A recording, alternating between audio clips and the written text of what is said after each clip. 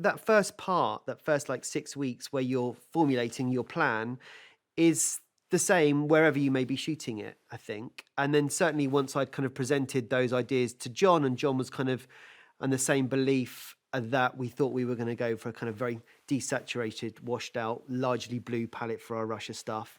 It would be far more primary for our American stuff. And then we would go with more pastels for our Japanese stuff. Once we'd kind of all settled on that way forward, then you started to knit how we were going to try and make the locations work. You know, whether it was going to be in Glasgow. We did look to be in London and Budapest, and before then it was going to be in Berlin. So we'd got our kind of our MO for the film, and then we just had to try and marry them with the spaces that we were able to find, or not, and in which case then we would have to build.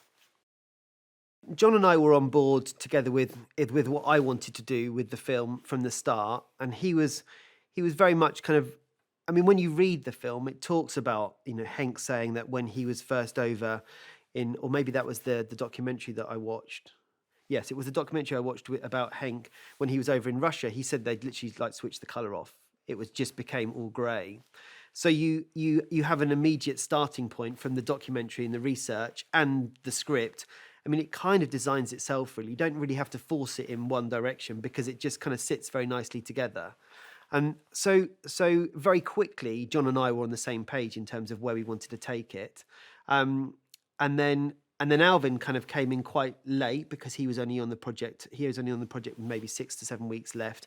And we'd already developed a kind of a way forward with both Jon and with Nat. And in fact, Nat phoned me and we talked about what we were doing, and we'd already into line. We kind of come into line quite quickly because it's the script kind of commands you to do that. Really, you can't push it in one way because it just won't go that way.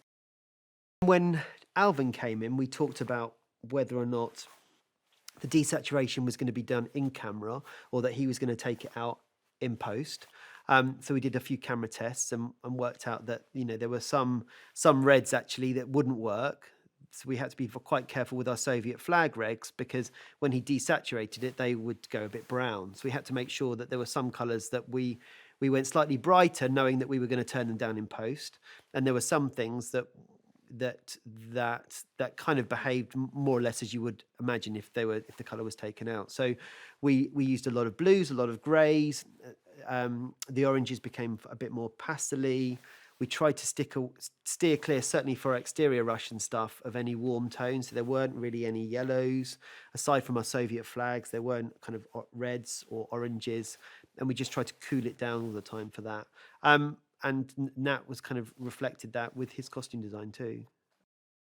Kremlin was going to go really white, as per all of the reference. And it was lots of gold and red carpet.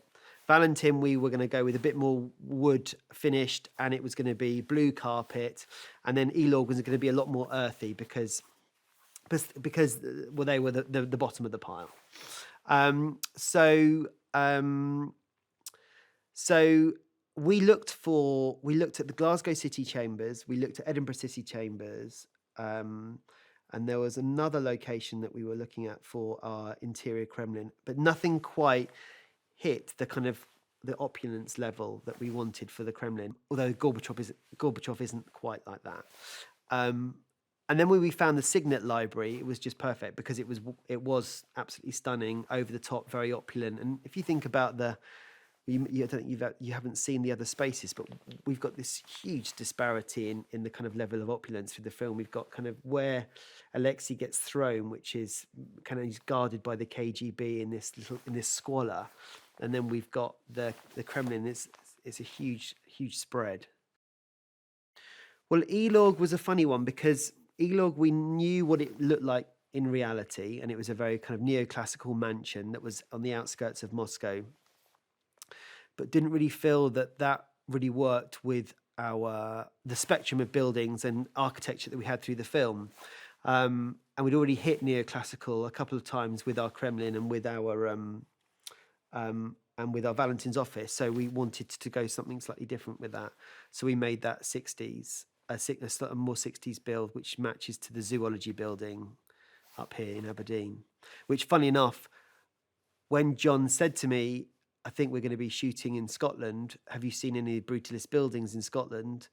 The building that we're shooting in today, the building that was Elorg, is the first building that I sent him a photograph of. So it's nice that it's done a complete circle. And actually, it's the building that John went to university in. We've managed to find a DVK3, which is a model of an Electronica 80, which is the computer that Alexey coded Tetris on originally, that we got shipped out of Moscow, although it got held up at customs for about 2 weeks. Got shipped over. We then 3D printed it, 3D scanned it, 3D printed it, and then made 8. So in the Moscow Computer Science Center, he's coding on a kind of our version of a DVK3, which is the Electronica 80, which is the one that he really coded on. So that's quite nice to make sure that we've done our right level of homework, and we've got a real computer out of Moscow that we've scanned and rebuilt or made versions of. We've almost definitely got an angle that way all the time, but obviously, undoubtedly, there's going to be two people having a conversation, and you're going to need the reverse. And we have often had to kind of either cheat the reverse or shoot it a lot lensier, so we're softer behind, or we've had to frame it in a way that we're up underneath the eye line, so we're into sky. So we have struggled, obviously, often finding the reverse, or we're only able to bring them in from there to that, rather than a nice kind of sweeping move to reveal something. And I'm sure there's going to be loads of CG, but certainly any kind of developing shot where we'll kind of lift off from them to reveal a wider environment, there's going to be that to replace, that to replace, that to replace, that to replace. But that would be the same, I think, even if we were to do it in Russia now, because we're not in 1988.